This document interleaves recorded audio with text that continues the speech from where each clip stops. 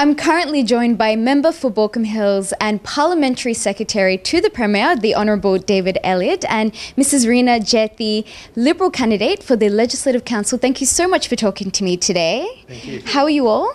Good, yes, it's busy, 5 weeks to go. Yeah. Very well, counting down the days actually. Yeah. I wanted to start off by talking about education.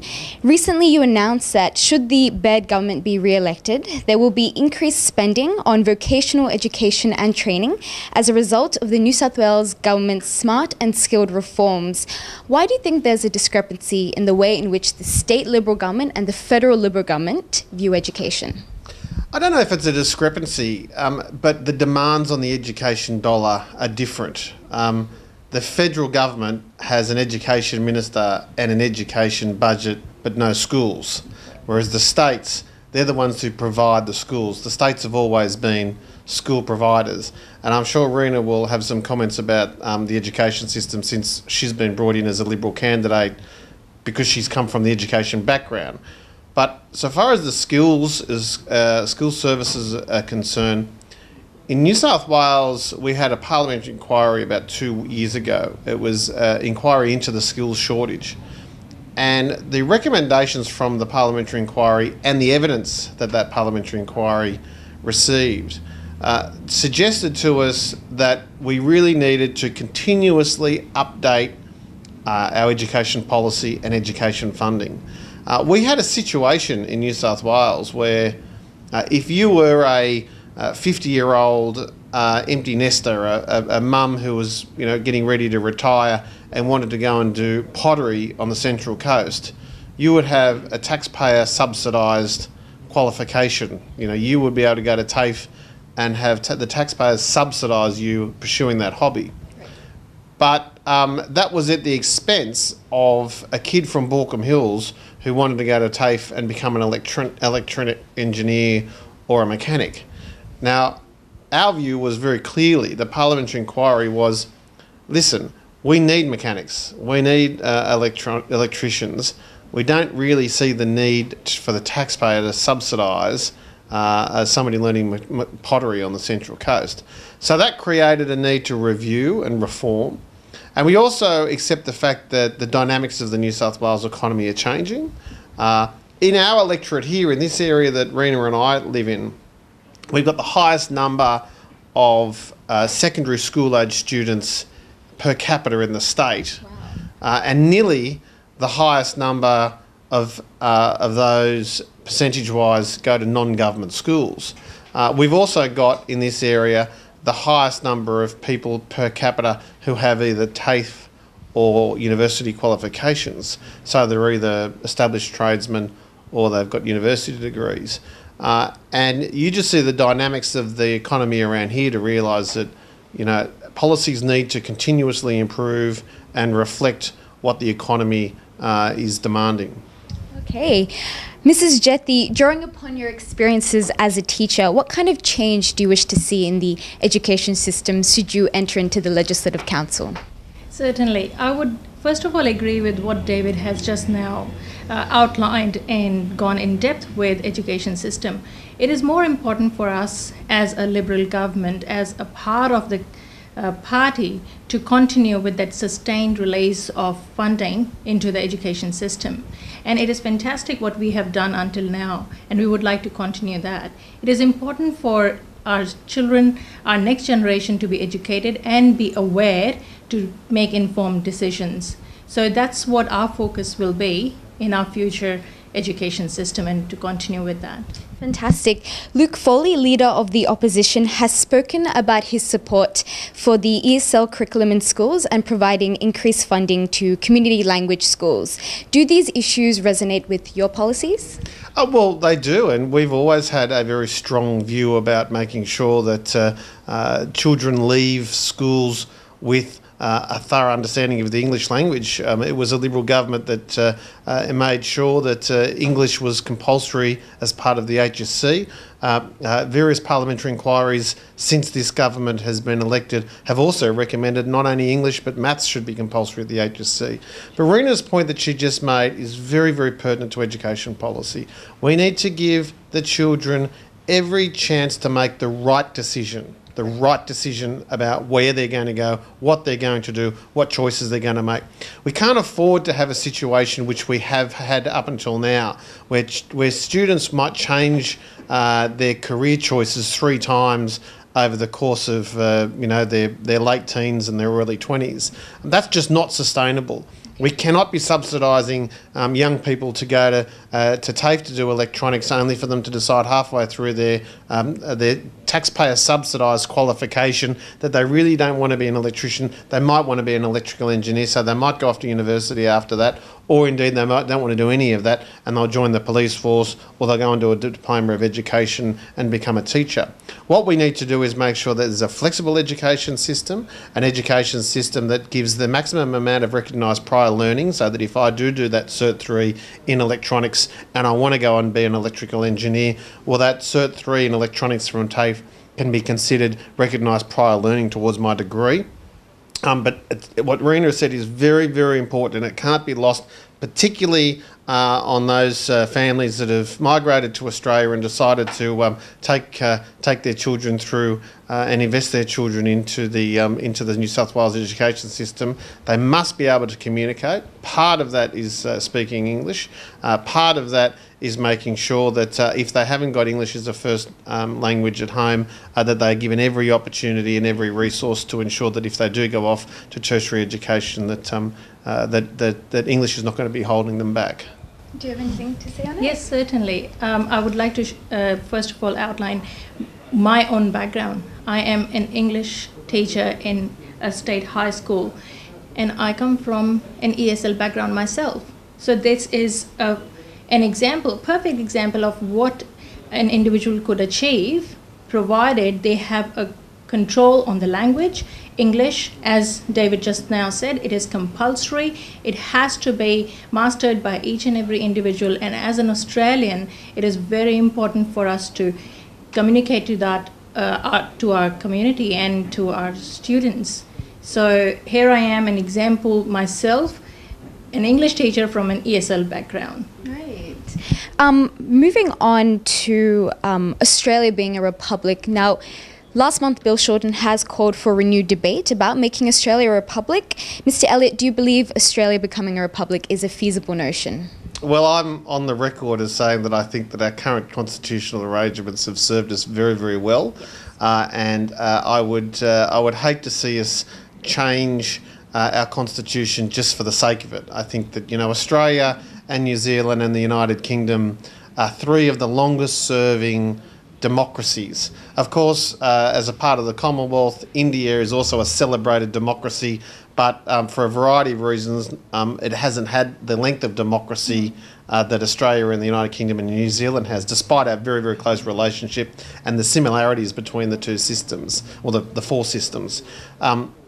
So no, I think the Queen has served us well. I have a great deal of faith that Prince William and Princess Kate will be wonderful sovereigns.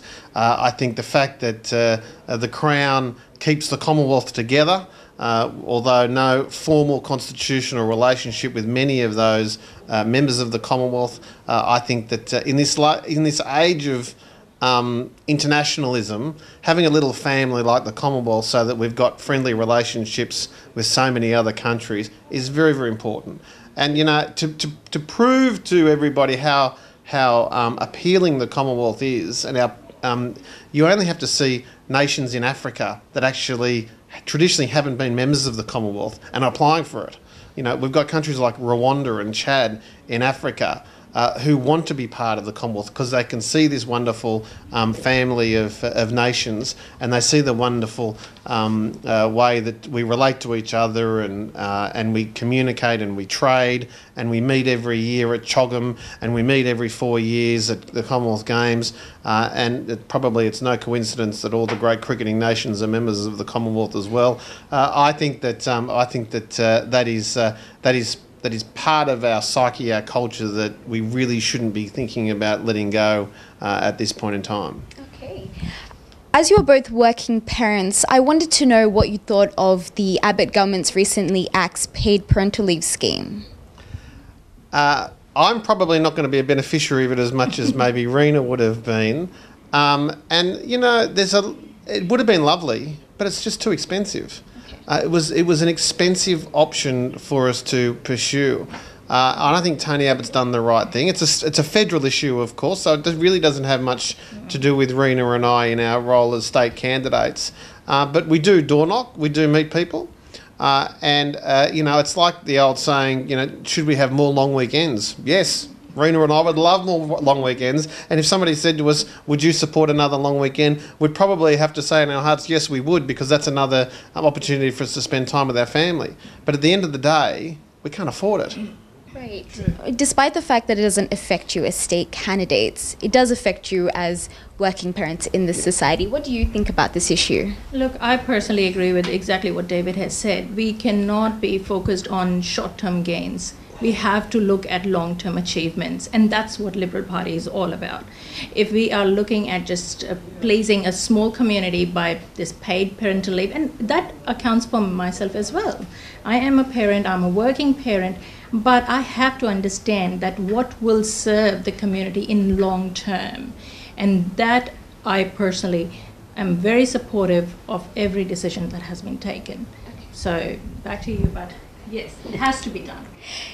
Do you believe a return to power will be considerably easy for the coalition since they have a large majority of the seats in the New South Wales Parliament? We never take anything for granted, ever. And you can't in politics. We got a very strong majority at the last election in 2011. And Reena was part of that campaign locally, so this is an opportunity for her to get some exposure at the state-wise campaign as a candidate for the upper house. We've had to make tough decisions. We've had to do things like promise to lease out the electricity poles and wires. That's not a popular decision, but it's the right decision. We've had to change workers' compensation laws. We've had to pull back some of the very, very expensive policies that the previous government left us. But if it's any consolation, those decisions have meant we have now, in 4 short years, halved the state debt. We have halved the state debt. So if people stick with us, hopefully when Reena and I are seeking a third term in 2019, we'll be able to go to the electorate and say, this state is debt-free.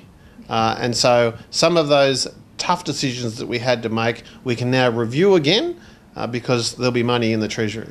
Okay. What are some changes you'd like to see should you be re-elected this year? Locally or no? Okay. What am I campaigning on? Well, I'd love to see the Norwest Rail finished ahead of schedule and under budget, and it looks like it is. As Reena and I, working parents, that is a resource. That is some infrastructure that our children will probably use if they get off to university. I'm very keen to see another a pedestrian overpass on Windsor Road. I'm very keen to see Memorial Drive widened. I'm very keen to see the congestion at the Norwest Business Park eased a little bit. I've got a soft little dream that we get some more commuter car parking along the M2. This community doesn't have, my electorate doesn't have a police station, it doesn't have a train station, it doesn't have a courthouse, it doesn't have a public hospital. It's got one fire station. Other than the public schools, it's got one fire station. And what makes this community unique is that even though we have one fire station as far as the public infrastructure is concerned, everything's provided by the community groups, the churches, the clubs, the Rotary. We have a thing called the India Club that services my electorate as well. And, these guys not just look after their own little patch, but they're always there for other organisations and community groups as well. So I just want to create an environment in my electorate. We've just announced the Neighbour of the Year award for Baulkham Hills. So people are being invited to nominate a Neighbour of the Year and they win a $100 Castle Towers voucher. So these things are what we really want to encourage. This is the sort of community that I would like to spend the next 4 years promoting. How about you, Mrs. Jethi? We are a very close-knit and a very supportive community, and we want to continue like that, and certainly uphold the Liberal Party motto for that we will bring down the cost and increase the infrastructure. We really need that, and we have continued to do that. David has made phenomenal changes in the community, provided for the car parking, provided for the communication to happen. Everything is smooth sailing, but we want to increase and intensify that. So that will be our goal. How will the Hills District and Western Sydney in general benefit from a coalition win? Probably primarily by our infrastructure. The biggest burden to Western Sydney is congestion. Unemployment is good, is manageable. I remember under the previous federal Labor government of Bob Hawke and Paul Keating, we had 1 million people unemployed. We don't have those unemployment rates in New South Wales and particularly Western Sydney at the moment. We've announced the West Connects, the North Connects. We've opened the South Western Rail Link. The North West Rail Link is well and truly on schedule. And we're hoping that the Badgerys Creek Airport will create jobs and infrastructure as well. We're widening things like the Northern Road at Mulgoa. We're going to be spending $1 billion at Westmead Hospital. We've introduced a new style of schooling in Parramatta with the high-rise schools. And we've also got plans to introduce a light rail network in Western Sydney based in Parramatta. So it's a good time to be living in Western Sydney. For the first time in a long time, Western Sydney is getting some serious infrastructure spent on it. But you've got to remember this. The economy of Western Sydney is larger than Singapore's. So we have a resource here that we just cannot take for granted.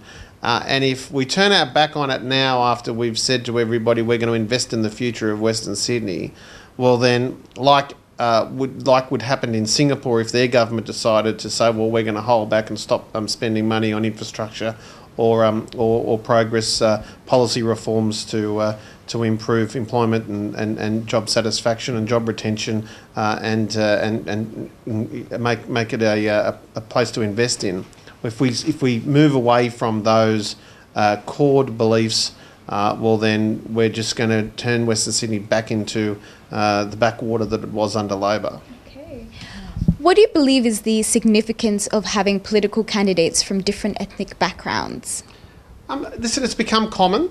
The political parties have now worked out that the face of the electorate needs to be reflected by its parliamentary candidates. But our side, the Liberal Party doesn't go for never has gone for the whole we must have a certain ethnic group represented here, or we have to have a woman here, because everything we're very much a meritocracy, and as much as I love having a local Indian candidate in Raman Bala and Reena Jethi representing the Liberal Party here, neither of them have been pre-selected because of their race, colour, creed, or mother tongue. Reena has got a master's degree and she's highly qualified and a very, very well respected member of the local community. Raman, similarly in Blacktown, has got a legitimate claim for a seat in the Parliament as a Liberal MP. And then you go beyond that and see in Granville we've got Tony Issa, in Prospect we've got Andy Rowan. Both of them come from the Middle East, but neither of them, and because they both came through the Parliament via local government, neither of them would be. They would both be horrified to think that they were members of Parliament because of their ethnic background. Okay. They beat Anglo-Celtic candidates. Second, third generation Australian candidates for pre-selection and for the election on the votes of people that probably had no concept of what their nationality was, or their birth, or the nation of their birth was. Mrs. Jethi, do you ever feel a certain pressure to represent the Indian community? Look, with the Liberal Party, I have never felt any kind of pressure whatsoever. They have been extremely supportive. It is a teamwork. Let me just reflect back on where I come from and how I came to Australia. Australia is a beautiful land. I came here under the skilled migration program, and that was initiated by the Liberal government. And no wonder I am so much in love with their ethics and values. John Harvard, had he not introduced that, may I ask the millions of migrants who came on that skilled passport and skilled visa, how could that have happened? And that's where I switch further into freedom of choice. And that's where we are here. And I come from that freedom of choice and that freedom of thought process and joined the Liberal Party. I always believed in their policies and what they have in their mind to make Australia the best of the countries on the face of earth. So I never felt any pressure whatsoever, and I'm really proud to be a part of this team. It is a very cohesive and an extremely supportive team, and we are out there counting the days to prove it right. Speaking of the Liberal Party, in regards to the leadership spill, do you believe the issues facing the federal government could impact on the state elections? No, because Australians have got a pretty good way of determining what's federal and what's state and what's local. It'd be no different to us if Mike Baird wasn't polling well and we had a local government election. The Liberal councillors in the Hills Shire are doing a good job. And I must say, it's not really something that people are, when they look at Mike Baird, they see somebody who is getting rid of debt, somebody who is managing the state, and I think that's what they're focusing on. Okay. Exactly. I don't think it has any reflection on state politics or government or our election, because we have our definite role and we will continue to deliver. So that's where we are heading on to. Okay. Considering the results of the recent Queensland elections, are you concerned about the unpredictability of voters in New South Wales? Yes, because we don't take any vote for granted. Research now suggests that 40% of the electorate won't make their decision until the election's and the result of an election can be determined by as few as 3% of the population. And Queensland was a classic example about how you can't take any votes for granted. But this isn't a new phenomenon. Jeff Kennett, having served for 2 terms in Victoria, completely reformed the Victorian economy. He then turned around and lost an election, at which point the government, the people in Victoria thought, what did we do? What made us vote for the Labor Party over Jeff Kennett? Nick Greiner, same thing, 2 elections, reformed the New South Wales economy, and then the voters went away from Nick Greiner and voted for Bob Carr. So we don't take any votes for granted, and I don't think you'd find any Liberal candidate out there today thinking that they're definitely going to win their seat. Same. I don't think we rest on our laurels at all. And every incident, every event is a learning process for our team. And as you would have seen, Liberal Party candidates are out there door knocking, being in the community, being a part of the community, talking to them day in and day out. And that's why we never take even a single vote for granted, as David said, and you will see us more often and even more as we go closer to the date. Mr. Elliott, Mrs. Jethi, what is your final message to the voters in your constituency? I think the voters should look at our record and make a decision on what they saw under 16 years of Labor with corruption, with the lack of infrastructure, with high taxes, and look at what Mike Baird's delivering. An honest government, members of Parliament who are found to have done the wrong thing are immediately removed from the Parliament. We've reduced payroll tax, we've reduced the burden of government, and we're building infrastructure, and I think that's probably the most important thing that your viewers should be considering before they go to the polls. Certainly, our golden thumb rule is to bring down the cost and increase the infrastructure. And we are supportive of Mike Baird in his dream come true, and we'll make that possible. Well, those are all my questions. Thank you so much for talking to me today, and good luck for the elections. Thank you very much. Thank you very much.